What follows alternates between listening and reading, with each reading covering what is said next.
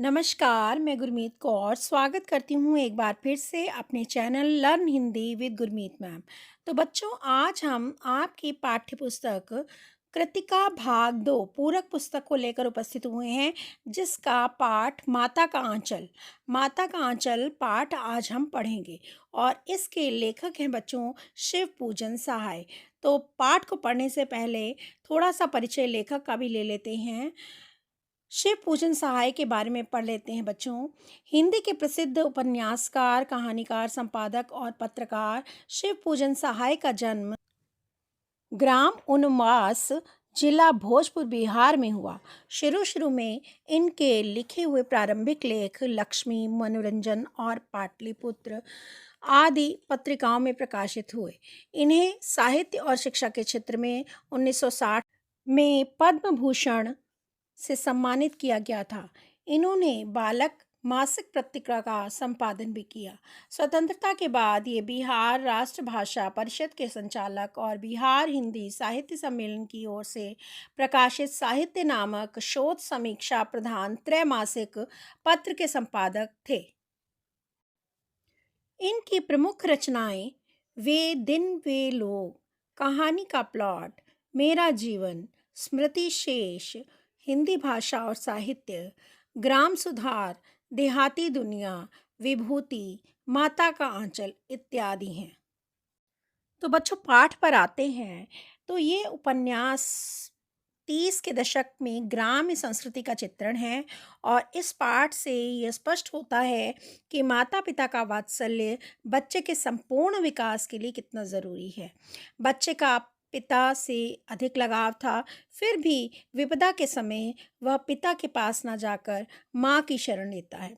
और इस पाठ में तत्कालीन समाज के पारिवारिक परिवेश का भी सहज चित्रण बच्चों किया गया है। तो बच्चों, आगे बढ़ते हैं पाठ के सार की तरफ। तो सबसे पहले बचपन में लेखक के पिता से उसका अधिक जुड़ाव था, उसी का वर्णन किया गया है। सबसे पहले तो बच्चों अपनी पुस्तक खोल लें और पुस्तक खोल के समझेंगे यदि तो आसानी से समझ पाएंगे। उपन्यास के प्रमुख पात्र तारकेश्वर नाथ ने, तारकेश्वर नाथ बच्चों स्वयं लेखक हैं, वो प्रमुख पात्र हैं इस उपन्यास के। तारकेश्वर नाथ ने अपने माता पिता और अपने बचपन के साथियों के साथ जुड़ी भावनाओं को चित्रित किया है। तारकेश्वर नाथ जी के पिता उन्हें प्यार से भोलानाथ कहकर पुकारते हैं। भोलानाथ के पिताजी सुबह उठकर नहा धोकर पूजा के लिए बैठ जाते हैं। माता से केवल दूध पीने का नाता था, इसलिए पिताजी के साथ ही वे बैठक में सोया करते।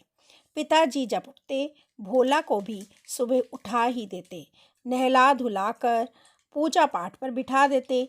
भोला के जिद करने पर पिता उसके चौड़े माथे पर एक प्रकार का तिलक, त्रिपुंड त्रिपुंड बच्चों जो ललाट पर माथे पर 3 आड़ी या अर्धचंद्राकार रेखाएं बनाते हैं, उसे त्रिपुंड कहते हैं, लगा देते। सिर पर लंबी लंबी जटाएं थी। भोला बम बोला बन जाते। पिताजी को बाबूजी और माताजी को मैया कहकर पुकारते। जब बाबूजी रामायण का पाठ करते, तब भोलानाथ उनके पास बैठकर आईने में अपना मुंह निहारा करते थे। जब बाबूजी उन्हें देखते तो वे शर्मा कर आईना नीचे रख देते। आगे देखिए बच्चों, पिताजी के साथ कुश्ती लड़ना। कभी कभी बाबूजी भोला से कुश्ती भी लड़ते। जानबूझकर वे शिथिल होकर भोला के आत्मविश्वास को बढ़ावा देते। जब बाबूजी पीठ के बल लेट जाते तो भोला उनकी छाती पर चढ़कर उनकी लंबी लंबी मूछें उखाड़ने लगते। वे हंसते हुए उसके साथ उसके हाथों को चूम लेते। जब वे भोला से खट्टा और मीठा चुम्मा मांगते, तब भोला बारी बारी से अपना बायां और दायां गाल उनके मुंह की ओर कर देता। बाएं का खट्टा और दाएं का मीठा चुम्मा लेने लगते। तब वे अपनी दाढ़ी और मूंछ को भोला के कोमल गालों पर गड़ा देते। झुंझलाकर भोला उनकी मूछें नोचने लगते थे। जब भी बाबूजी बनावटी रोना रोने लगते, तब भोला खिलखिलाकर हंसने लग जाते थे। इसके बाद है बच्चों माता पिता द्वारा भोलानाथ को खाना खिलाना। जब भोला बाबूजी के साथ घर आते तब खाना खाने बैठते। बाबूजी अपने हाथों से खाना खिलाते। माताजी को ऐसा लगता कि भोला ने कम खाया है। वे कहती, जब बच्चा बड़े बड़े कौर खाएगा तब दुनिया में स्थान पाएगा। माँ के हाथ से खाने पर बच्चों का पेट भरता है। माँ तोता, मैना, कबूतर, हंस, मोर आदि की बनावटी नाम से कौर बनाकर ये कहते हुए खिलाती कि जल्दी खा लो, नहीं तो उड़ जाएंगे। भोला जल्दी खा लेता। खाना खा लेने के बाद भोला को खेलने के लिए भेज दिया जाता। भोला उछल कूद कर लकड़ी का घोड़ा लेकर नंग धड़ंग बाहर गली में निकल जाते। आगे देखते हैं बच्चों, माँ द्वारा भोलानाथ के सिर पर तेल लगाना। जब कभी माँ भोला को जबरदस्ती पकड़कर सिर पर सरसों का तेल डालती तब वे रोने लगते। बाबूजी माँ पर बिगड़ते, पर वे सिर को तेल से सराबोर करके ही छोड़ती। काजल की बिंदी लगाकर चोटी गूंथती और उसमें फूलदार लट्टू बांधकर रंगीन कुर्ता टोपी पहना देती। तब भोला कन्हैया बनकर बाबूजी की गोद से में से सकते सकते बाहर आ जाते। बाहर आकर बच्चों का झुंड मिल जाता। भोला उन साथियों को देखते ही अपना सिसकना भूल जाते। बाबूजी की गोद से उतरकर उस दल में शामिल होकर तमाशे करने लगते। वे सब मिलकर तरह तरह के नाटक करते। तो इस प्रकार जो है बच्चों, भोलानाथ जब बहुत रोते भी होते थे, लेकिन अपने मित्रों को देखकर, अपने दोस्तों को देख कर के वह सब भूल जाते थे और उसी खेल में मग्न हो जाते थे।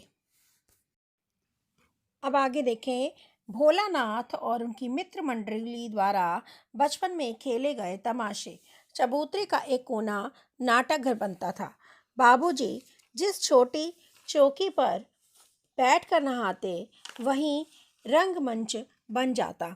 उसी पर सरकंडे के खंभों पर कागज़ का छोटा शामियाना तानकर मिठाइयों की दुकान बनाई जाती। चीलम के खोचे पर कपड़ों के थालों में ढेले के लड्डू, पत्तों की पूरियाँ, कचौरियाँ, गीली मिट्टी की जलेबियाँ और टूटे फूटे घड़े के टुकड़ों से बताशे आदि मिठाइयाँ सजाई जाती।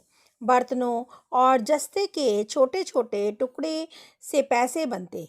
बच्चे ही दुकानदार बनते और खरीदार भी। थोड़ी ही देर बाद मिठाई की दुकान बंद कर घरौंदा बनाने लगते। मिट्टी की दीवार और तिनकों का छप्पर, दातुन के खंभे, दिया सिलाई की पेटियों के किवाड़, घड़े के मूढ़े की चूल्हा चक्की, दिए की कढ़ाई और बाबूजी की पूजा वाली आचमनी। आचमनी का मतलब होता है छोटे चम्मच के आकार का आचमन करने का पात्र, कलछी बन जाती। पानी के घी, मिट्टी का आटा, बालू की चीनी से वे बच्चे दावत तैयार करते और वे ही दावत खाने बैठते। कभी कभी बच्चे बारात का भी जुलूस निकालते थे। कनस्तर का तंबूरा बजाते, आम के उगते हुए पौधे को घिस कर शहनाई बनाई जाती, टूटी चूही दानी की पालकी बनाते। भोलानाथ समधी बनकर बकरे पर चढ़ते। बारात एक कोने से चलकर दूसरे कोने तक पहुंचती। लकड़ियों की पटरी से घिरे, गोबर से लिपे हुए, आम और केले की टहनियों से सजाए हुए छोटे से आंगन में कलसा रखा होता। वहीं पहुंचकर बारात वापस लौट आती। लौटते समय खटोली पर लाल कपड़ा डालकर उसमें दुल्हन को बिठाकर वापस लाया जाता। लौटते समय जब बाबूजी जैसे ही लाल कपड़ा उठाकर दुल्हन का मुंह देखने लगते, सभी बच्चे हंसकर भाग जाते। थोड़े समय बाद फिर लड़कों की मंडली इकट्ठी हो जाती। सब सलाह करते कि खेती की जाए। चबूतरे को खेत मान लिया जाता। दो लड़कों को बैल बनाकर बड़ी मेहनत से खेत जोते और बोए और पटाए जाते।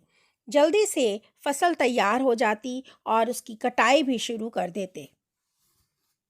तो इस तरह बच्चों अलग अलग खेल भोलानाथ खेलते थे। कभी मिठाई की दुकान सजाते थे, कभी बारात निकालते थे, और कभी और इन खेलों में वो किन चीज़ों का प्रयोग करते थे, कभी पत्तों की कचौरियाँ पूरियाँ बना लेते थे, गीली मिट्टी की जलेबियाँ बना लेते थे। यानी उस समय जो उनके पास चीज़ें उपलब्ध होती थी खेलने की, वह उन्हीं से उन चीज़ों को बनाकर खेला करते थे।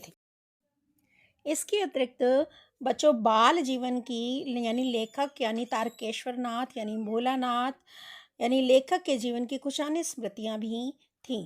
बाल जीवन की अन्य स्मृतियां। ददरी के मेले में जाने वाले आदमियों का झुंड देखते तो सभी बच्चे उछल कूद कर चिल्लाने लगते, चलो भाइयों, ददरी, सातु पिसान की मोटरी। किसी दूल्हे के आगे आगे जाती हुई औहारदार पालकी देखते तो खूब जोर से चिल्लाते, रहरी अरहर में रहरी, पुरान रहरी, डोला के कन्या हमार महरी। भोला को याद है कि एक बार बूढ़े दूल्हे ने उन्हें ढेलों से मार कर दूर तक खदेड़ा था। उसके घोड़े जैसे मुंह को देख करके भोलानाथ को हैरानी होती कि ससुर ने कैसा दामाद ढूंढा। कभी कभी खूब आंधी आती थी, सभी लड़के बाग की ओर दौड़ पड़ते, चुन चुन गोपी आम खाते थे। एक दिन जोरों से आंधी आई, आकाश काले बादलों से ढक गया, बादल गरजने लगे, बिजली चमकने लगी, ठंडी हवा चलने लगी। सब लड़के चिल्ला उठे, एक पैसा की लाई, बाजार की छितराई, बरखा उधरे बिलाई। परंतु वर्षा नहीं रुकी, बल्कि और तेज हो गई। सभी लड़के पेड़ की जड़ से तने से चिपक कर खड़े हो गए, जैसे कुत्ते के कान में छोटे कीड़े चिपक जाते हों। वर्षा बंद होते ही बाग में बहुत से बिच्छू नजर आए। सभी डरकर भागने लगे। उन लड़कों ने बेजू बड़ा ढीठ था। अचानक रास्ते में बूढ़े मुसन तिवारी मिल गए। बेजू ने उन्हें चिढ़ाया, बुढ़वा बेईमान, मांगे करेले का चोखा। सभी लड़कों ने बेजू के सुर में सुर मिलाकर चिल्लाने लगे। जैसे ही तिवारी जी ने लड़कों को खदेड़ा तो सभी अपने अपने घर तेजी से भागे। जब तिवारी जी को कोई लड़का ना मिला तो वे सीधे पाठशाला पहुंचे। वहां उन्होंने 4 लड़कों को भोलानाथ बैजू को पकड़ कर लाने को कहा। बैजू तो भाग गया।